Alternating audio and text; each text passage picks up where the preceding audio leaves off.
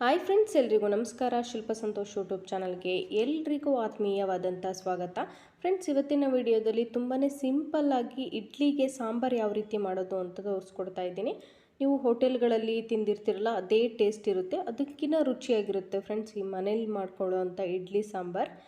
ನೀವು ಕೂಡ ಇದೇ ರೀತಿ ಒಂದು ಸಲ ಟ್ರೈ ಮಾಡಿ, ನಿಮಗೂ ಕೂಡ ಇಷ್ಟ ಆಗುತ್ತೆ. ಬನ್ನಿ ವಿಡಿಯೋನ ಸ್ಟಾರ್ಟ್ ಮಾಡೋಣ. ಇಡ್ಲಿ ಸಾಂಬಾರು ಮಾಡೋದಕ್ಕೆ ನಾನಿಲ್ಲಿ 1/4 ಕಪ್ ಆಗುವಷ್ಟು ತೊಗರಿಬೇಳೆನ ತೊಗೊಂಡಿದ್ದೀನಿ. ಹಾಗೆ 2ರಿಂದ 3 ಟೇಬಲ್ ಸ್ಪೂನಷ್ಟು ಹೆಸರುಬೇಳೆ ತೊಗೊಂಡಿದ್ದೀನಿ.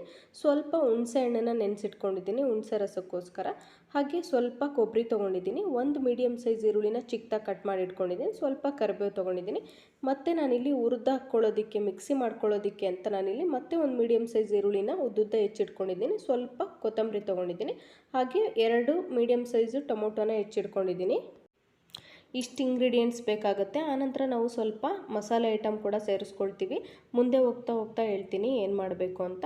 ಈಗ ತೊಗರಿಬೇಳೆ ಮತ್ತು ಹೆಸರುಬೇಳೆನ ನೀಟಾಗಿ ವಾಶ್ ಮಾಡಬೇಕು. ವಾಶ್ ಮಾಡಿಕೊಂಡು ಇದಕ್ಕೆ ಬೇಯೋದಕ್ಕೆ ಎಷ್ಟು ನೀರು ಬೇಕು ಅಂತ ನೋಡಿಬಿಟ್ಟು ನೀರನ್ನು ಸೇರಿಸ್ಕೊಂಡು 3ರಿಂದ 4 ವಿಷಲ್ ಕೂಗಿಸ್ಕೋಬೇಕು. ಹೆಸರುಬೇಳೆ ಸೇರಿಸ್ಕೊಳ್ಳೋದ್ರಿಂದ ಸಾಂಬಾರು ತುಂಬಾ ರುಚಿಯಾಗಿರುತ್ತೆ ಅಂತ ಹೆಸರುಬೇಳೆನ ಸೇರಿಸ್ಕೊಂಡಿದ್ದೀನಿ. ಹೆಸರುಬೇಳೆ ಬೇಡ ಅಂದರೆ ನೀವು ತೊಗರಿಬೇಳೆ ಅಷ್ಟೇ ಸೇರಿಸಿ ಮಾಡ್ಕೋಬೋದು. ಹಾಗೆ ಒಂದು ಅರ್ಧ ಟೇಬಲ್ ಸ್ಪೂನಷ್ಟು ಅರಿಶಿನ ಸೇರಿಸಿ ಇದನ್ನು ಒಂದು ಸರಿ ಚೆನ್ನಾಗಿ ಮಿಕ್ಸ್ ಮಾಡಿಬಿಟ್ಟು ಸ್ವಲ್ಪ ಉಪ್ಪನ್ನು ಸೇರಿಸಿ ನಾವು 3ರಿಂದ 4 ವಿಷಲ್ ಕೂಗಿಸ್ಕೋಬೇಕು. ಎಷ್ಟು ಸಾಫ್ಟಾಗಿ ಬೇಯಿಸ್ಕೊಳ್ತೀರೋ ಅಷ್ಟು ಚೆನ್ನಾಗಿ ಸಾಂಬಾರು ರೆಡಿಯಾಗುತ್ತೆ. ನೋಡಿ, ಬೇಳೆನ 4 ವಿಷಲ್ ಕೂಗಿಸ್ಕೊಂಡಿದ್ದೀನಿ. ಬೇಳೆ ಸಾಫ್ಟಾಗಿ ಬೆಂದ್ಕೊಂಡಿದೆ. ಕುಕ್ಕರ್ನ ಸೈಡಲ್ಲಿ ಎತ್ತಿಟ್ಕೊಂಡು ನಾನಿವಾಗ ಗ್ಯಾಸ್ ಮೇಲೆ ಒಂದು ತವ ಇಟ್ಕೊಂಡಿದ್ದೀನಿ. ತವ ಸ್ವಲ್ಪ ಬಿಸಿ ಆದ ನಂತರ ತವಕ್ಕೆ ನಾನಿಲ್ಲಿ ಈರುಳ್ಳಿ ಸೇರಿಸ್ಕೊಳ್ತಾ ಇದ್ದೀನಿ. ಈರುಳ್ಳಿನ 2ರಿಂದ 3 ನಿಮಿಷ ಎಣ್ಣೆಯಲ್ಲಿ ಚೆನ್ನಾಗಿ ಫ್ರೈ ಮಾಡ್ಕೋಬೇಕು. ಹೊಂಬಣ್ಣ ಬರೋವರೆಗೂ ಫ್ರೈ ಮಾಡಿ, ಹಾಗಾದರೆ ಸಾಂಬಾರು ಒಳ್ಳೆ ರುಚಿ ಇರುತ್ತೆ. ನೀವು ಸ್ವಲ್ಪ ಹಸಿ ವಾಸನೆ ಎಲ್ಲ ಹೋಗೋವರೆಗೂ ನೀಟಾಗಿ ಹುರ್ಕೋಬೇಕಾಗತ್ತೆ. ಈರುಳ್ಳಿ 2 ನಿಮಿಷ ಎಣ್ಣೆಯಲ್ಲಿ ಚೆನ್ನಾಗಿ ಫ್ರೈ ಆದ ನಂತರ ನಾನಿಲ್ಲಿ ಟೊಮೊಟೊ ಸೇರಿಸ್ಕೊಳ್ತಾ ಇದ್ದೀನಿ. ಟೊಮೊಟೊನೂ ಕೂಡ 2ರಿಂದ 3 ನಿಮಿಷ ಎಣ್ಣೆಯಲ್ಲಿ ಚೆನ್ನಾಗಿ ಫ್ರೈ ಮಾಡ್ಕೋಬೇಕು. ಚೆನ್ನಾಗಿ ಎಣ್ಣೆಯಲ್ಲಿ ಫ್ರೈ ಆಗೋದ್ರಿಂದ ಸಾಂಬಾರು ಒಳ್ಳೆ ರುಚಿ ಬರುತ್ತೆ ಅಂತ ಫ್ರೈ ಮಾಡ್ಕೊಳ್ತಾ ಇದ್ದೀನಿ. ನೀವು ಬೇಳೆ ಬೇಯೋದಕ್ಕೆ ಹಾಕ್ತಿರಲ್ಲ, ಅದ್ರ ಜೊತೆಗೆ ಕೂಡ ನೀವು ಟೊಮೊಟೊ ಕೂಡ ಬೇಯಿಸ್ಕೋಬೋದು. ಆ ರೀತಿ ಮಾಡೋದ್ರಿಂದ ಇಡ್ಲಿ ಸಾಂಬಾರಿಗೆ ಯಾವತ್ತೂ ಕೂಡ ಈ ರೀತಿ ಹುರಿದು ಹಾಕ್ಕೊಂಡ್ರೆ ಟೇಸ್ಟ್ ತುಂಬಾ ಚೆನ್ನಾಗಿರುತ್ತೆ. ಆನಂತರ ನಾನಿಲ್ಲಿ ಒಂದು ಚಿಕ್ಕ ಮಿಕ್ಸಿ ಜಾರ್ನ ತೊಗೊಂಡು ಅದಕ್ಕೆ 2 ಬೆಳ್ಳುಳ್ಳಿನ ಸೇರಿಸ್ಕೊಂಡಿದ್ದೀನಿ. 2 ಬೆಳ್ಳುಳ್ಳಿ ಸೇರಿಸ್ಕೊಂಡ ನಂತರ ನಾನಿಲ್ಲಿ ಟೊಮೊಟೊ ಮತ್ತು ಈರುಳ್ಳಿನ ಚೆನ್ನಾಗಿ ಫ್ರೈ ಮಾಡ್ಕೊಂಡಿದ್ವಲ್ಲ ಅದನ್ನು ಸೇರಿಸ್ಕೊಂಡ್ಬಿಟ್ಟು ಸ್ವಲ್ಪ ಕೊಬ್ಬರಿ ಸೇರಿಸ್ಕೊಳ್ತಾ ಇದ್ದೀನಿ. ಹಾಗೆ ನಾನು 4ರಿಂದ 5 ಟೇಬಲ್ ಸ್ಪೂನಷ್ಟು ಕಡಲೆ ಹಾಕ್ಕೊಳ್ತಾ ಇದ್ದೀನಿ.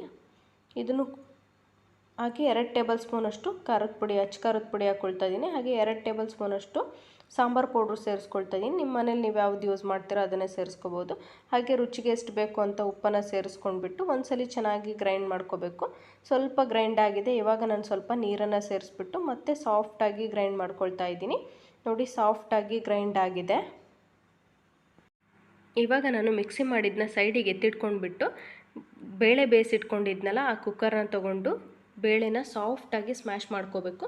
ಆಲ್ರೆಡಿ ಸಾಫ್ಟಾಗಿ ಬೆಂದಿದೆ. ಈ ರೀತಿ ಚೆನ್ನಾಗಿ ಸ್ಮ್ಯಾಶ್ ಮಾಡೋದ್ರಿಂದ ಚೆನ್ನಾಗಿ ಮಂದ ಬರುತ್ತೆ ಸಾಂಬಾರು. ತಿನ್ನೋದಕ್ಕೆ ಕೂಡ ಅಷ್ಟೇ ರುಚಿಯಾಗಿರುತ್ತೆ. ನೀವು ತುಂಬಾ ಬೇಳೆ ಸಾಫ್ಟಾಗಿ ಬೆಂದಿದೆ, ನಾನು ಮತ್ತೆ ಏನು ಮಿಕ್ಸ್ ಮಾಡ್ಕೊಳ್ಳಲ್ಲ ಅಂದರೆ ಡೈರೆಕ್ಟಾಗಿ ಹಾಗೆ ಸೇರಿಸ್ಕೋಬೋದು. ಈ ರೀತಿ ಮಾಡೋದ್ರಿಂದ ರುಚಿಯಾಗುತ್ತೆ ಸಾಂಬಾರು ಅಂತ ನಾನು ಸ್ಮ್ಯಾಶ್ ಮಾಡಿಕೊಂಡೆ. ಇವಾಗ ನಾನು ಗ್ಯಾಸ್ ಮೇಲೆ ಒಂದು ಪಾತ್ರೆ ಇಟ್ಟು ಅದಕ್ಕೆ 2 ಟೇಬಲ್ ಸ್ಪೂನಷ್ಟು ಎಣ್ಣೆ ಸೇರಿಸ್ಕೊಂಡಿದ್ದೀನಿ. ಸ್ಪೂನ್ ದೊಡ್ಡದಾಗಿರೋದ್ರಿಂದ 2 ಟೇಬಲ್ ಸ್ಪೂನಷ್ಟು ಮಾತ್ರ ಸೇರಿಸ್ಕೊಂಡಿದ್ದೀನಿ. ಇವಾಗ ಎಣ್ಣೆ ಕಾದಾದ ನಂತರ ಸ್ವಲ್ಪ ಸಾಸಿವೆ ಸೇರಿಸ್ಕೊಂಡು ಸಾಸಿವೆ ಕೂಡ ಚೆನ್ನಾಗಿ ಚಿಟಪಟ ಅಂತ ಸಿಡಿದ ನಂತರ ಮೀಡಿಯಮ್ ಸೈಜ್ ಈರುಳ್ಳಿ ಕಟ್ ಮಾಡಿಟ್ಕೊಂಡಿದ್ನಲ್ಲ ಆ ಈರುಳ್ಳಿ ಸೇರಿಸ್ಕೊಂಡು ಸ್ವಲ್ಪ ಕರಿಬೇವನ್ನ ಸೇರಿಸ್ಬಿಟ್ಟು ಒಂದು 30 ಸೆಕೆಂಡ್ ಎಣ್ಣೆಯಲ್ಲಿ ಚೆನ್ನಾಗಿ ಫ್ರೈ ಮಾಡಬೇಕು. ನೋಡಿ, ಒಂದು 30 ಸೆಕೆಂಡ್ ಆಗಿದೆ. ಎಣ್ಣೆಯಲ್ಲಿ ಚೆನ್ನಾಗಿ ಈರುಳ್ಳಿ ಮತ್ತು ಕರಿಬೇವು ಫ್ರೈ ಆಗಿದೆ. ಆನಂತರ ನಾನಿಲ್ಲಿ ಬೇಳೆ ಬೇಯಿಸಿ ಸ್ಮ್ಯಾಶ್ ಮಾಡಿಟ್ಕೊಂಡಿದ್ನಲ್ಲ ಅದನ್ನು ಕೂಡ ಸೇರಿಸ್ಕೊಳ್ತಾ ಇದ್ದೀನಿ. ಅದನ್ನು ಹಾಕಿದ ನಂತರ ನಾನಿಲ್ಲಿ ಮಿಕ್ಸಿ ಮಾಡಿಟ್ಕೊಂಡಿದ್ನಲ್ಲ ಅದನ್ನು ಕೂಡ ಸೇರಿಸ್ಕೊಳ್ತಾ ಇದ್ದೀನಿ. ಮಿಕ್ಸಿ ಮಾಡಿಟ್ಕೊಂಡಿರೋದನ್ನೆಲ್ಲ ಪಾತ್ರೆಗೆ ಸೇರಿಸ್ಬಿಟ್ಟು ಚೆನ್ನಾಗಿ ಮಿಕ್ಸ್ ಮಾಡಬೇಕು. ನಿಮ್ಗೆ ಇನ್ನೂ ಸ್ವಲ್ಪ ತಳದಲ್ಲಿ ಅಂದರೆ ಅದಕ್ಕೆ ನೀರನ್ನು ಸೇರಿಸಿ ಚೆನ್ನಾಗಿ ಒಂದು ಸಲ ಕುಲುಕಿಸ್ಬಿಟ್ಟು ಪಾತ್ರೆಗೆ ಸೇರಿಸ್ಕೊಳ್ಳಿ.